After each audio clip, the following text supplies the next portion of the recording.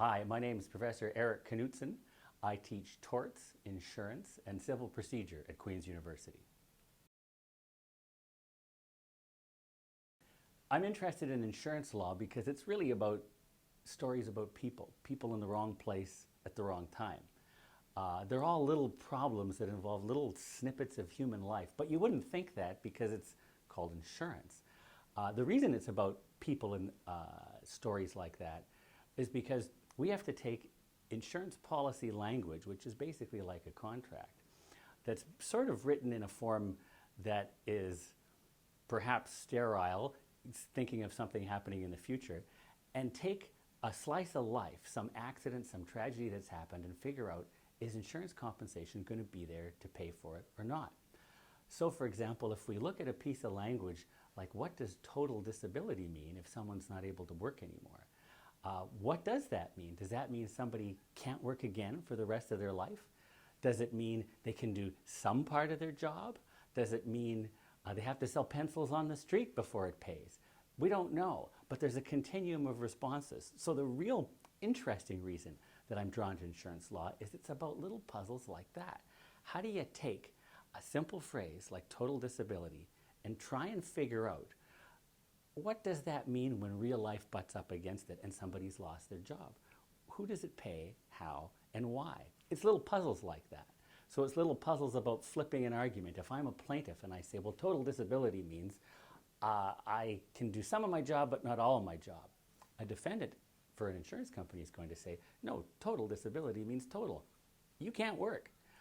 So it's the debates like that where you can see two sides of the same question using basic simple language that you think is pretty fundamental, total disability, to try and sort out what in real life these particular clauses in insurance policies mean and how people get paid. So the thing I enjoy teaching most is a simple fact, but it's actually pretty complex. Law is indeterminate. We don't know what a lot of answers are, but depending on how well you as an advocate can spin it, you may make the difference for your client. To me, that's the most important skill that you can convey in first, second, or third year of law school. How can I, as a lawyer, learn to flip arguments? How can I get comfortable with things that don't have a right answer, that aren't, oh, I can go right to there and I know that's what it is. If I know someone on the other side is going to say the opposite to something I'm going to say, how can I best inoculate against that? So let me give you an example. In insurance law, the standard coverage clause for automobile insurance is the automobile, they will cover you for use and operation of an automobile. What does that really mean? What kinds of activities are use and operation of an automobile such that your automobile insurance policy pays you? Well, let's take an example. If a mother is dropping her kid off at school and the kid runs across the street and is hit by a car, does the mother's policy pay for the injuries to the child? Is that use or operation of an automobile? Well, you might say, gee, she stopped her car. She's not driving anymore, and the kid's outside the car. He's going across the street to school. But then you might also say, yeah, but you wouldn't have got there if you hadn't been using the car. And isn't that something you'd use the car for? Isn't that use or operation of an automobile? Dropping a kid off at school? These kind of questions that allow you to flip arguments one way or the other are, to me, the most fascinating thing to teach people in law school. So right now I'm researching the topic of cyber insurance. Insurance for computers and electronic losses, which you think is a pretty big deal. I mean, if we had a data breach at a large institution, an online shopping place, for example, if we lost the data to some kind of an important database for a large institution, what covers that? Well, our standard traditional insurance policies are basically written for real live you can touch it property. They're not so much used for intangible property, electronic property. So when we go to look at things like, what if my privacy is breached? What if all of my customers' privacy is breached? What if we let all their credit card information out on the internet? What if we let all their medical records out on the internet? There are some real questions as to who's covering those losses, because a business is going to have to pay a lot of money if they have one of those accidents happen to them. Right now, the insurance market is producing new types of policies that they call cyber risk policies for precisely those kinds of things. But it's a brave new world. There's new language. We don't know how these policies will be interpreted by a court. Some of them have bits and pieces of coverage and different kinds of holes. The interesting question for me is, how do courts, and thus lawyers, and thus people that buy and rely on these policies, figure out what they're covered for or not? Right now, for example, a main debate is the loss of some data, electronic data, property, such that my property insurance policy or my commercial property policy will cover that loss if I lose all my customers' data? Well, the coverage clause in that policy says we will cover you traditionally for direct physical loss to property. Well, if somebody hit the delete button or some virus came in and messed up your data, is that direct physical loss to property? What I'm interested in exploring is, why are we as a society that's on the cutting edge of technology we try to be, so tied to this idea of physical property and making analogies, or parallels if you will, to what's physical, when clearly there's nothing physical about electronic property? Why do we have to say, well, unless you can touch it and feel it or taste it, we can't insure it? It's not an insurable thing. There's no direct physical loss. I think instead we should be approaching these things as sort of a technologically neutral way. Who cares if the thing is written down by pencil or by computer or by stone carving on some tablet somewhere? The question is really, did you have a loss to your business? Who cares how, who cares why?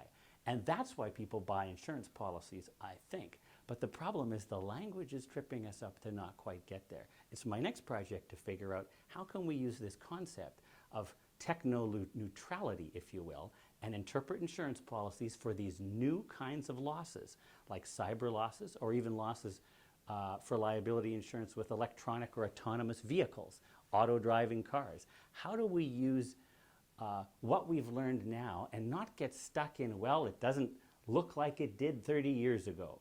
I think the real answer is to say, don't even worry about what kind of technology it is, how it was written, how it was produced. Look at the end result loss. Is there a loss? So that's what I'm working on right now.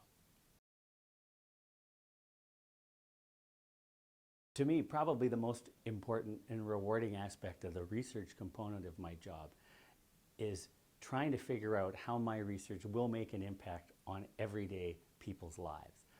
It's the most rewarding because you can see a difference. It's very difficult many times, if you're a litigator, for example, to litigate case after case and incrementally change the law. Or with one large research project that can take the top off of something and make people look at it differently, you can maybe make a lot of progress really quickly. So how does my research do that? Well, my work in insurance law is making people ask questions like, are we really interpreting these insurance policies that everybody has? If they drive, if they own a house, if they work, if they own a business. How do we interpret those in a way that's fair and consistent? Right now, sometimes it's all over the map, the answer you get to the same clause, depending on how real life smacks up against it. I think the real way to fix some of this might be to take the top off how we look at these policies and how we interpret them. If that happens, it's going to make courts, insurance companies, businesses, and policyholders stop and think about how their insurance is going to or not going to be there for them when they need it. And so to that end, when courts pick up my work and say, we're going to use this particular concept to help get the law to a place where it isn't yet, it's remarkably rewarding. One example of that is some research I did on automobile insurance involved taking a look at how our auto insurance framework in Canada really works. My main argument is that auto insurance isn't just a contract, it's something more. A contract on steroids, if you will, a social contract. And it's a social contract because we've agreed that in order to drive, you have to agree to buy insurance. That's mandatory, you don't have a choice. And so if we enforce that on everybody, it's like saying, all right, this is a special kind of insurance that when somebody gets hurt and needs it, it better be there because we've given up some rights in society to make sure that everybody has that product in the event that it's there. It forms the compensatory backbone of auto injuries, the #1 reason why people get hurt in this country.